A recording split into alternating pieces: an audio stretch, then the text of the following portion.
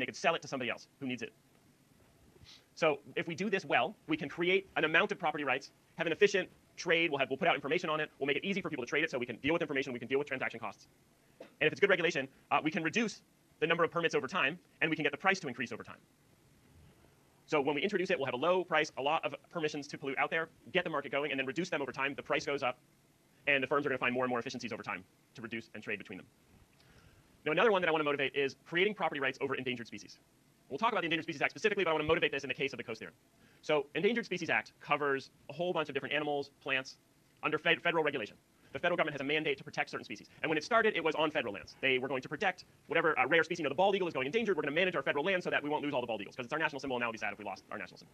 It's expanded a lot since then, but there's a lot of private property in this country, and it's not clear how the Endangered Species Act applies on private land. So what we have in the evolution of the law is we have habitat conservation plans. So you own a piece of property that has an endangered species on it, and we're going to have you think about what you could do to do some abatement on how many species your use of that land is going to affect. If it's just open land, it's going to not cost very much, and the species are going to be happy. If you want to build a hotel or a mini mall or a power plant there, you are going to have a huge impact on these species, and we want to work with you to come up with a plan to say, how could you do what economic activity you want to on your own private property, but reduce your externality on the invasive species that live on your land. So what we have now is what's called an incidental take permit. So the taking is killing. This word take. So the landowner, the private property owner, is going to kill some endangered species by having this economic activity. We'll call it taking because they're like plants or birds or fish or something. We have a dam. The dam is going to kill some of the fish. So the landowner, if it's a private company or a private power company, can kill some of the fish in exchange for some payments. They're going to pay for this permit that's going to somewhere else protect the species, or somewhere else where there's other chances for abatement, reduce harm to the species. So we'll have a payment from the landowner for the rights to kill some certain amount of an endangered species. And the government is the one who publishes and does the biology on where is the species overall in general, and can take money from a take permit and figure out other opportunities.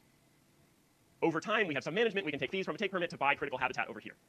Or we could buy rights from developers. There's something called development rights where you can buy, there's private land, but people can sell the future development rights on land. So we know some land will remain open space and some land will be turned into mini malls. And so we can protect certain critical lands from being turned into mini malls where we know that there's critical habitat there. So we can just put this on our abatement graph that we started with. And we'll have some marginal cost of abatement, lazy pen, marginal benefits of abatement. So this is protecting more and more land, protecting more and more habitat. Another way to think about it, if our Endangered Species Act, if we don't protect anything, this is the endangered part. This is some critical part where our population is doing better. Oh no, here, there's threatened and critical. Sorry. So if we think about it in population of endangered species, the number of salmon, the number of bald eagles, right? If we're going like this is where our industry is taking a lot of them, and this is where they're taking few of them. How can we change how they're using the land so that they're taking less of each species? When we think about the marginal cost of abatement, here are our easy opportunities, our low-cost ways to protect species. And here's our high cost. Here's where we're like shutting things down, or we're ripping up pavement, or we're installing really, really expensive fish ladders. High-cost protection. And here, this marginal benefits curve is how much what we're going to protect has some value to society. So if we do no abatement here, we have very few of these species, and as we protect the first few of them, we have a high value to society. We get to some threshold where the population is healthier and healthier, and the value to society goes down. Once the population of endangered species is healthy, our value is less and less. So there's some efficient amount of habitat to protect. And in these prices here, we think about how we can do these incidental take permits where somebody wants to do something, and we're going to have them make a payment to be able to kill a certain amount of individuals in their economic activity, and we're going to use that money to protect lands elsewhere or do other things that we can protect that population. So as we have different prices, we're going to start to price in the fact that these companies are, or these private activities are killing our endangered species. Yeah, prices. So for what do I call it? Incidental take permits. These aren't really prices; they're like payments that are negotiated between private properties and the government. But they are, in fact, a way of like their prices of habitat, their costs of changing habitat and using up habitat.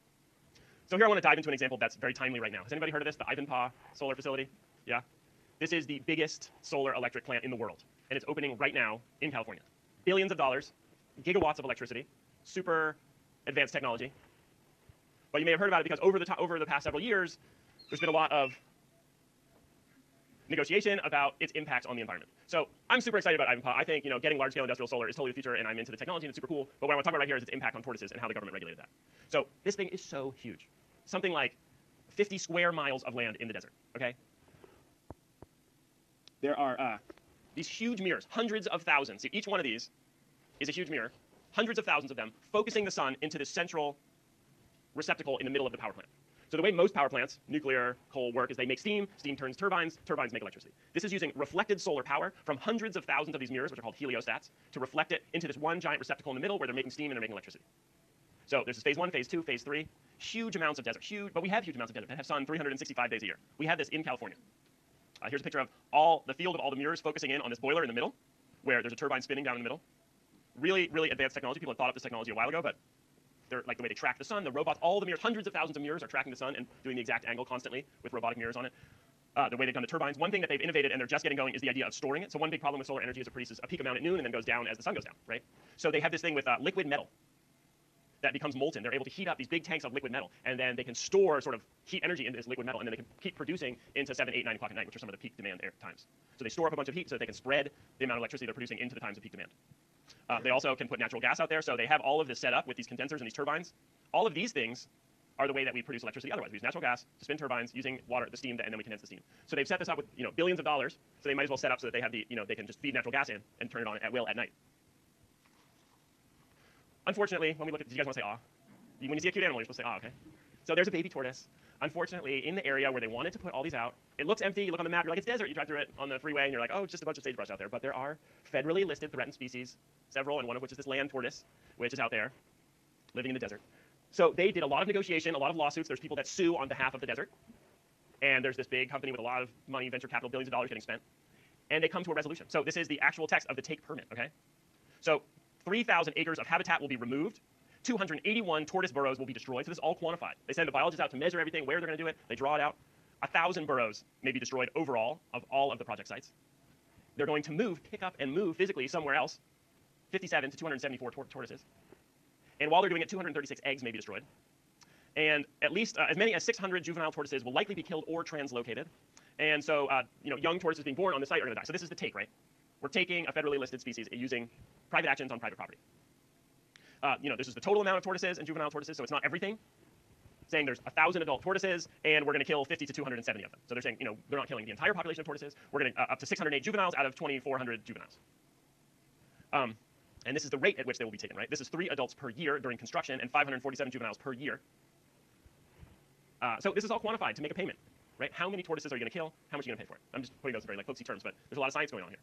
So one thing they can do for mitigation is they can say, okay, we're going to buy other lands to put the tortoises over there. We're going to buy a nearby piece of property and preserve it forever. A couple of weird things happened there was people were watching this happening, and they're like, oh, BrightSource Energy, with billions of dollars of money from Google, they're going to come and need to buy land. We're going to, buy it cheap and sell it to Google for more, like as people have been doing forever. And then there's the problem of what if the tortoises really liked where the solar facility was going to be on the flats, and they don't want to live up here in the mountains. You can't just buy land and drive a truck and drop tortoises off over there. Habitat's a lot more complicated than that, right? So, land being protected, adding a protected land into our networks of protected lands, all good things. The problem is there's no, this one big piece of land doesn't have existing tortoise habitats. We think that the tortoises probably would have lived there if they liked it already. So there's higher elevation lands, tortoises don't live there. So here's your picture. They're coming in with their graders to build this. This we could think of was the habitat. Now it's been graded to make these roads. Here you think of that previous picture. In this picture here, you see this is the tortoise going into his burrow. Our burrows are being destroyed. The graders are coming and sort of filling in their habitat. This is what BrightSource Energy needs to pay for. There are a lot of actors, and we're talking about one little slice of public policy. Let's protect the tortoises. It did hold up the project for a while, but we have the Bureau of Land Management, who owns the land out there. We have the Fish and Wildlife Service, and it's their mandate to protect endangered species. We have the California Energy Commission, and they're the ones who actually control the licensing. They're sort of a gatekeeper that are going to give permission to this power plant. So the California Energy Commission actually ends up being the gatekeeper between these other regulatory agencies and the private company who's applying for this. We have BrightSource Energy, the company that's actually doing it. But then within that, BrightSource Energy is hugely financed by Google. Bechtel is a super powerful, I don't know if you recognize these names, but Chevron, obviously a huge company, big investment. And then we have Bechtel, the biggest engineering firm in the world. They're going to build it, so they have a huge vested interest. These are all super powerful corporations. And then the federal government itself, the Obama administration wants to go in on clean tech. The Department of Energy had loaned almost $1.5 billion from the federal government. So that, if you stop this thing for tortoises because there's some biologists in the Fish and Wildlife Service, there's another part of the federal government that says we have $1 billion vested in this thing. We really want to see it succeed, right? So there's a lot of different parts of the public policy. So here we get to the payment. BrightSource Energy was required to pay at the end of all this $25 million for removing tortoises. For rare plants, they were required to pay $100,000 to fix up the stream beds that they bulldozed. Remember that grader? A lot of streams were just bulldozed. $600,000. At the end, 200 tortoises were moved somewhere else. We don't know if they survived or not. And the cost was $55,000 per tortoise, right?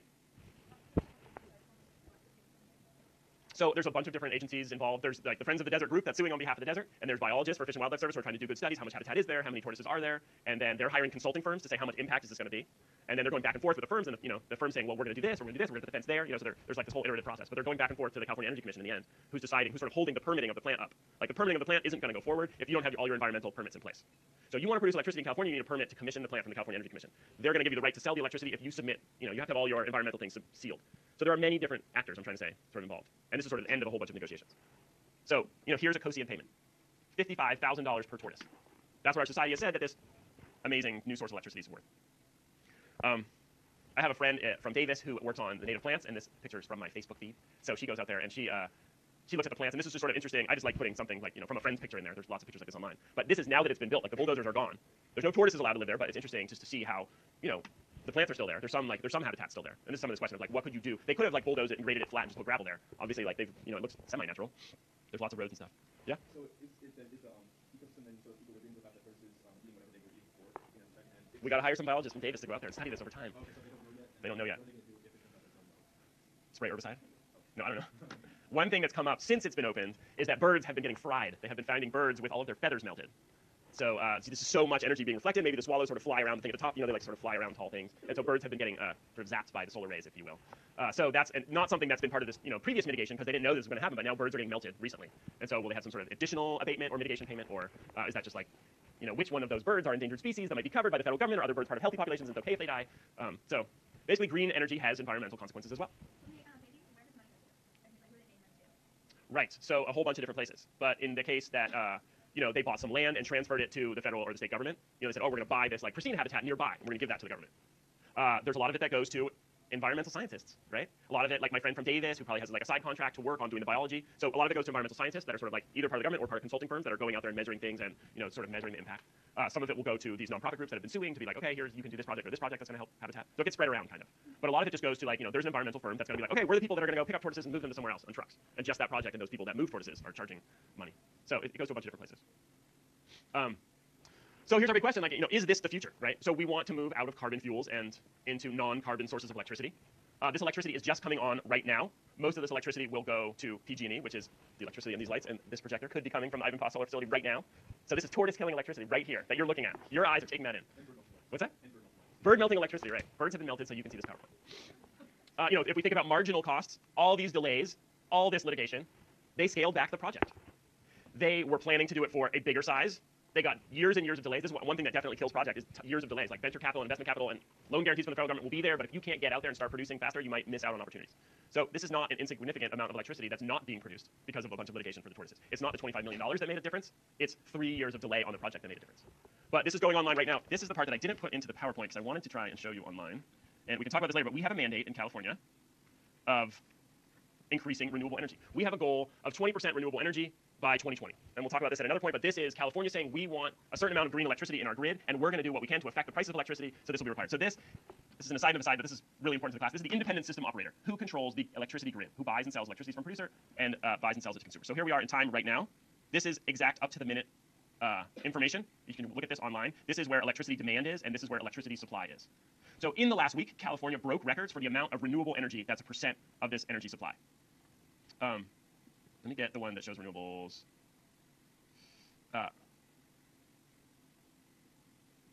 So here's our power mix.